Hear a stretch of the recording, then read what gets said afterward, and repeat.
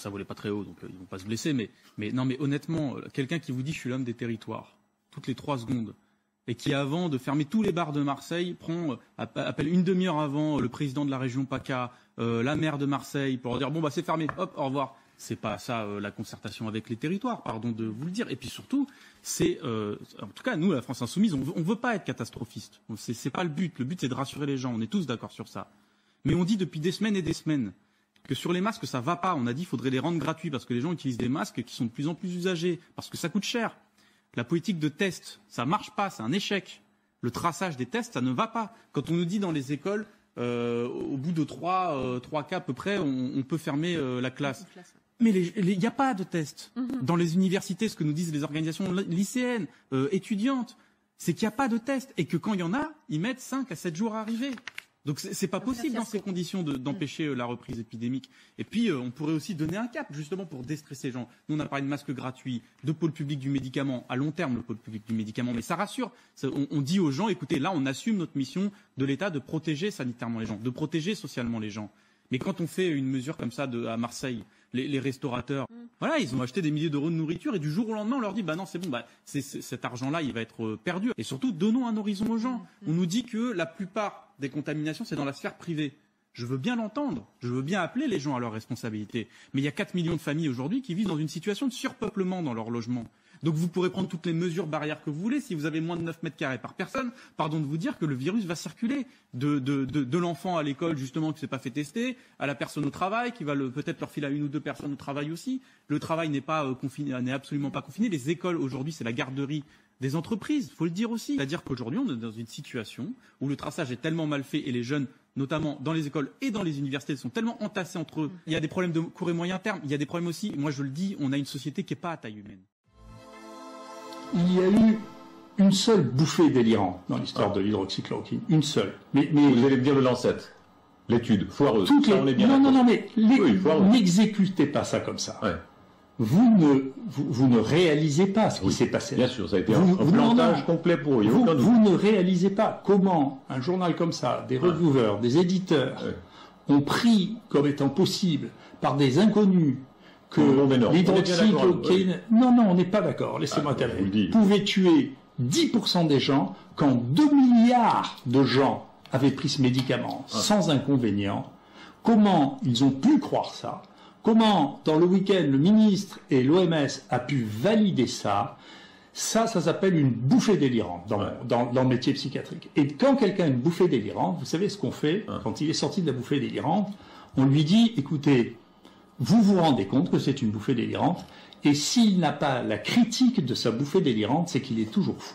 Ouais. Et donc ça a été un coup pour vous. Non, c'est la réponse à votre question sur l'hydroxychloroquine. Ils sont Mais vous êtes en train de me dire que même les États ont des bouffées délirantes qui veulent vraiment, ils sont à ce point délirants qu'ils préfèrent que nos gens meurent plutôt que d'accepter ce que disent les gens. Arrêtez de dire les États. Il y a 4,6 milliards de gens qui vivent dans des États dans lesquels on recommande l'hydroxychloroquine. Ouais. Mais la France, il n'y a pas une bouffée délirante du gouvernement français qui voudrait... Si, je crois. Croyez-vous que le gouvernement français a une bouffée délirante à ce point? Oui, j'hésite entre une bouffée délirante, si vous voulez, et l'incapacité à dire, écoutez, vous voulez pas qu'on remette les choses à plat, qu'on regarde calmement, paisiblement, finalement. Attendez, il n'arrête pas, il en sort... Ils ont un point de vue idéologique, d'après vous? Je ne sais pas. Au départ, certainement, il y avait un point de vue idéologique des gens qui disent, écoutez, il y a une maladie nouvelle, c'est un médicament nouveau qui va marcher, c'est pas un truc qui a 70 ans, vous racontez les balivernes. Je comprends ça, je comprends que c'est une position. Regardez vous-même, comment se fait-il que le seul médicament qui a été arrêté en cours de route alors qu'on n'avait pas validé, c'est l'hydroxychloroquine, ils n'ont pas fini l'étude dessus, arrêtez. Vous vous rendez compte que mais les Anglais sont pas plus malins. Dans l'essai anglais, vous vous rendez compte, et dans des choses qui ont été publiées pour dire que l'hydroxychloroquine ne marchait pas. Mais écoutez, parce que tant que vous n'aurez pas compris que tout ça c'est de la folie... Non, mais j'entends vous avant. Non, mais attendez, laissez-moi terminer. Professeur, vous comprenez bien que ceux qui vous écoutent, beaucoup se disent que le fou, c'est pas eux, c'est lui. Parce que dire qu'un gouvernement, encore une fois, mais préfère laisser mourir ces gens parce qu'il a une bouffée délirante plutôt que d'admettre que ça marche, c'est pas possible. Mais vous vous trompez. Alors moi aussi, c'est délirante. Non, mais c'est pas. Je vous dis, laissez faire dans votre cerveau le chemin de ce que je vous dis. Quand il est publié dans le New England, 2 articles qui disent l'hydroxychloroquine ne marche pas. Regardez l'un qui est signé par Spiker et il vous dit, écoutez, c'est une série sur laquelle il y a 30% des gens sur lesquels je n'ai fait aucun test. Ouais. Vous prenez ça. Ouais. Ensuite, il y a le grand essai anglais. On dit c'est pas la peine d'avoir un test si le médecin est convaincu que c'est ça, c'est bon. Ouais. Et non mais vous pensez qu'on est dans le même monde? Il me semble que nous sommes gouvernés encore par autre chose et vous en avez été le témoin ce matin même lors de votre entretien sur une radio publique, lorsque un membre du gouvernement nous a dit que les décisions n'étaient plus fondées sur la réalité de la circulation du virus. Je cite in extenso les mots qui ont été prononcés lors de cette interview. Pouvez-vous les confirmer? Effectivement, professeur. Et qu'est-ce que vous en tirez comme conclusion? J'en tire qu'à partir du moment où un gouvernement annonce et assume de ne plus gouverner sur la réalité des choses, mais sur les interprétations, sur les envies, sur les intentions qu'il a, alors nous ne sommes plus dans une politique fondée sur les preuves, de la même façon que nous sortons, parfois ça a été le cas, d'une médecine fondée sur l'évidence. Si c'est le cas, alors à ce moment-là, il faut que nous revenions à l'observation de la réalité. Il faut que nous sachions analyser correctement les tendances, qui sont celles, par exemple, d'une diminution de l'épidémie de 50% dans l'hémisphère sud, qui sont celles de 147 décès en tout et pour tout hier en Europe, qui sont celles de 27 décès en France, alors qu'on nous a annoncé une exponentielle croissante depuis plus de 15 jours, et les décès en France sont stables, voire, sur les chiffres par rapport à 10 jours, diminuent. Nous sommes donc dans une inquiétude qui est celle de l'interprétation qui est faite des chiffres pour arriver à des décisions qui sont contre-productives, voire parfois en opposition totale avec la réalité locale, comme l'ont constaté un certain nombre de professionnels de santé à Marseille. Cette folie du confinement qui a été décidée par le gouvernement français est purement criminelle puisqu'il va achever littéralement le pays, tout simplement. Je le dis avec d'autant plus d'assurance que si vous regardez la Suède n'a procédé à aucun confinement et ils ont moins de morts que nous, bien que certains médias aux ordres essayent désespérément de nous faire croire qu'en Suède il y a autant de morts qu'en France, etc. C'est absolument lamentable. L'économie suédoise ne s'est pas effondrée comme l'économie française, comme l'économie espagnole, portugaise, etc. Le tourisme est absolument inexistant et je tiens à préciser que cet été, une des raisons pour lesquelles l'Espagne a été attaquée si violemment, c'est parce que les pays comme l'Angleterre et surtout l'Allemagne, enfin tous les pays, vous savez, tous les pays qui n'ont pas de soleil, voilà.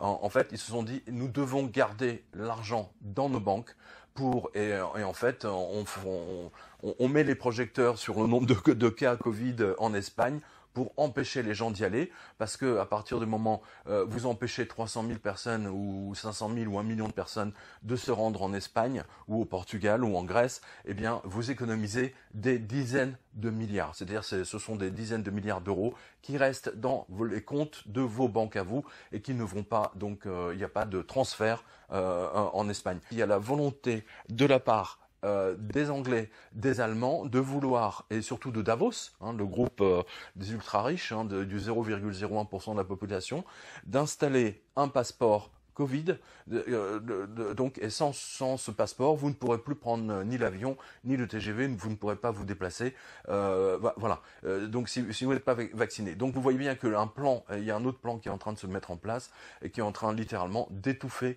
toute la population, qu'elle soit...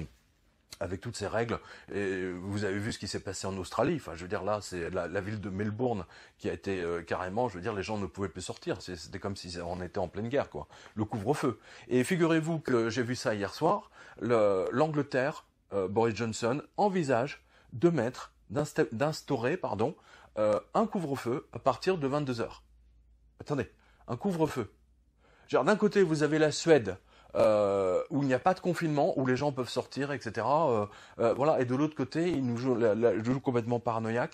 Avec un couvre-feu à partir de 22h. Non, mais c'est hallucinant. C'est-à-dire le couvre-feu, en général, c'est en temps de guerre. Hein, voilà. Donc, on est dans une situation totalement extraordinaire, mais vous savez, je crois qu'on avait fait une vidéo ensemble, et je vous avais dit, Macron achèvera le pays. Ben voilà, on y est. On vous dit il faut vous tenir à écarter 1 mètre, mais quand vous prenez le train, je veux dire, les gens sont les uns sur les autres. Vous prenez un bus, les gens sont les uns sur les autres. C'est une espèce d'hypocrisie absolument phénoménale qui est due. Et je vous le dis, enfin, je vous le dis parce que depuis, j'ai pris quand même un certain nombre d'avions, un certain nombre de TGV, et je me suis fait cette réflexion, mais en regardant les hôtesses en train de distribuer les repas dans l'avion, mais je dis, mais attends, depuis le mois de mars, qu'est-ce que je dis? Janvier, février, mars, avril, mai, juin, juillet, août, si le Covid avait été aussi phénoménalement dangereux qu'on nous le dit, tout le personnel, toutes les hôtesses de l'air, tous les contrôleurs SNCF, tous ceux qui travaillent dans un aéroport, tous ceux qui travaillent dans une gare, tous ceux qui travaillent dans le métro ou je ne sais pas quoi, auraient dû attraper le Covid, alors que ce n'est pas le cas. Donc vous voyez bien qu'ils sont en train de, ils sont en train de monter une mayonnaise. Évidemment, le virus existe, on est tout à fait d'accord.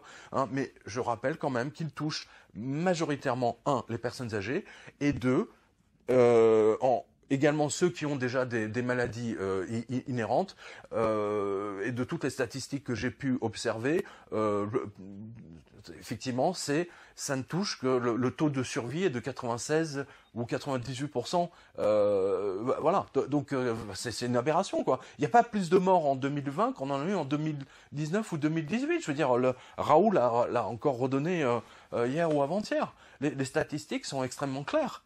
Pourquoi, et je rappelle, pourquoi Madame Buzyn a classé l'hydrochloroquine comme substance vénéneuse à toute hâte, à toute vitesse, hein, au mois de janvier 2020, ben simplement parce que dans le Covid-19, vous avez la malaria, et depuis 80 ans, la chloroquine soigne la malaria, tout simplement. C'est pour ça qu'elle l'a fait. C'est un crime organisé, littéralement, à l'échelle globale, pour plaire juste aux 0,001% de ceux qui s'imaginent être aux commandes du monde ou d'être les élus de Dieu ou je sais pas quoi.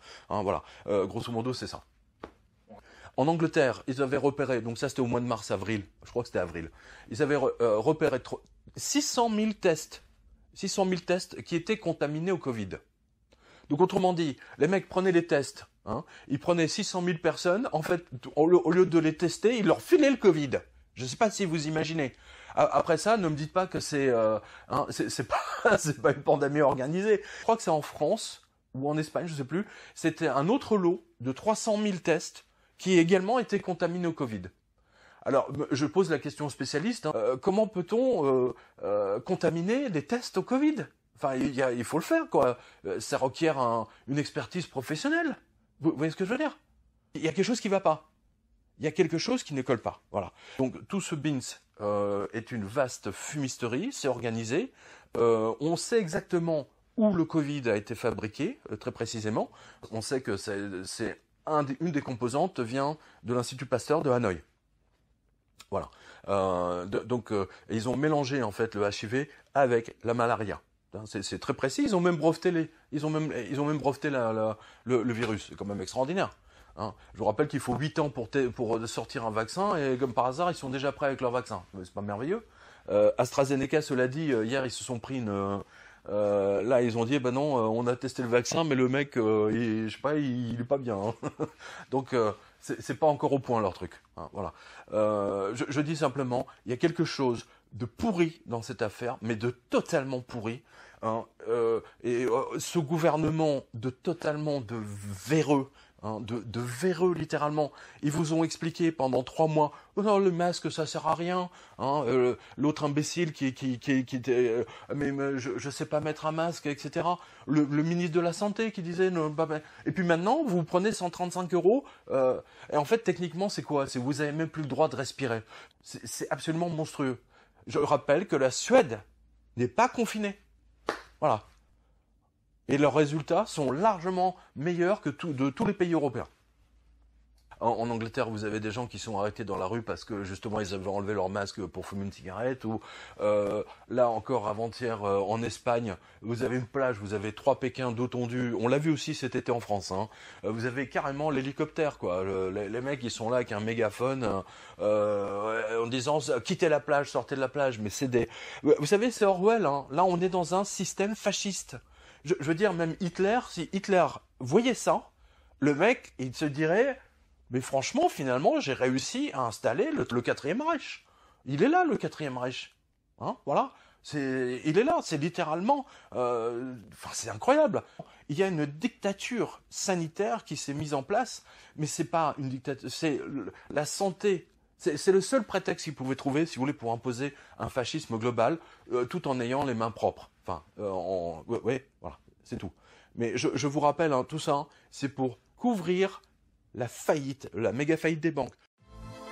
Si les mesures doivent être proportionnées, elles doivent être adaptées à ce chiffre de mortalité de 27 décès hier pour 1600 décès des autres causes que sont le cancer, les maladies cardiovasculaires, les accidents de la voie publique, les accidents de la vie courante, les maladies infectieuses autres. Et c'est au regard de cela qu'il faut définir une politique de santé publique et des priorités. Donc on est dans une relation totalement disproportionnée par rapport à la réalité de l'épidémie, c'est ce que vous nous dites clairement. Absolument. Vous avez ici les données de Santé publique France qui nous montrent strictement la même évolution que celle que je vous ai montrée sur la France et sur l'Europe. J'ai les chiffres notamment de l'ARS et du préfet pour mon département. À l'échelle de la France, c'est cela. La réanimation on est à 90% déjà. Non. Le ministre de la Santé a annoncé le 27 août. Le ministre de la Santé a annoncé le 27 août 29 000 places en réanimation. 29 000 places en France, nous en sommes actuellement à 1000, c'est-à-dire à 3%. L'ensemble de ces points-là doivent être remis sur les capacités de la totalité du système de soins français. Et si c'est le cas, ce système hospitalier public et privé doit être utilisé à hauteur de ce qu'il mérite. Donc avec des moyens matériels et humains nécessaires aussi. Si cette fameuse deuxième vague qu'on nous promet depuis 6 mois finit par survenir, alors à ce moment-là, on verra si c'est le cas. Mais si c'est le cas, ça veut dire qu'on doit se préparer. On est dans une phase dans laquelle il faut donner des moyens. C'est un fait scientifique. Quand vous êtes dans un bar, un restaurant, une salle de sport, vous contaminez plus que quand vous êtes au travail.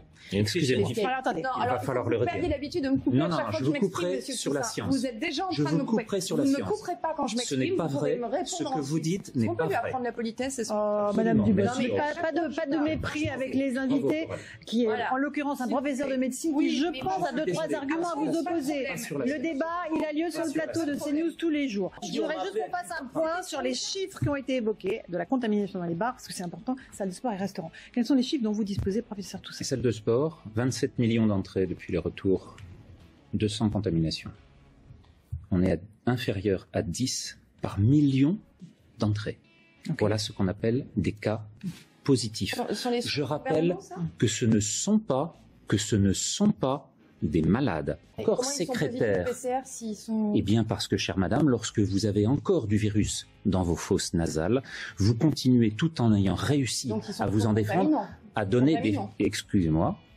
des fragments dans l'air extérieur. Ces fragments du virus informent les autres de ce qui se passe. Et vous n'êtes plus contaminant de la forme létale du virus. Autrement dit, on a 90% actuellement des 10 000 à 16 000 cas positifs par jour, qui sont des gens qui ne sont pas transmetteurs, voire qui sont guéris. Et on a noyé au milieu de tout cela les malades qui auraient besoin justement d'être diagnostiqués et sur lesquels les laboratoires n'arrivent plus, faute de réactifs, à pouvoir donner l'ensemble de ces résultats. Donc on est en train de noyer le poisson dans une communication, vous m'avez dit communiquer, mais dans une communication du gouvernement qui s'égare. Si on parle de cas positifs, alors à ce moment-là, vous êtes en train de nous expliquer qu'une maladie sans malade est en train d'augmenter de façon exponentielle parce qu'on va chercher dans les narines de toutes les Françaises et de tous les Français des fragments viraux qui ne sont plus du tout des éléments de la contamination. Reconfiner, et le Premier ministre le sait parfaitement, serait une erreur qui conduirait à une démission et à une défaite immunitaire, économique, sociale et sanitaire. Immunitaire parce qu'il faut qu'on essaye de se construire cette fameuse immunité collective. Ces éléments-là sont ceux sur lesquels les pays qui n'ont pas confiné sont en train de nous démontrer l'excès qui a été le leur est en train de devenir une diminution de la mortalité actuelle sur laquelle nous faisons maintenant l'apprentissage de ce qu'est l'immunisation collective. Vous parlez de la Suède notamment. Notamment. Qui a confiné ses EHPAD depuis 7 mois, on est d'accord qui a fermé une partie de ces EHPAD sans avoir le confinement strict et l'isolement et l'abandon dont malheureusement les résidents français ont dû subir les effets, et également laisser les restaurateurs et les bars ouverts avec une distanciation physique et ne pas recourir aux masques à l'extérieur, chose que le ministre de la Santé dans son audition au Sénat a reconnue comme inutile jeudi dernier. Donc habituellement, elle intervient en France à partir du 20 décembre. Il y a des raisons de penser qu'elle interviendra encore plus tard.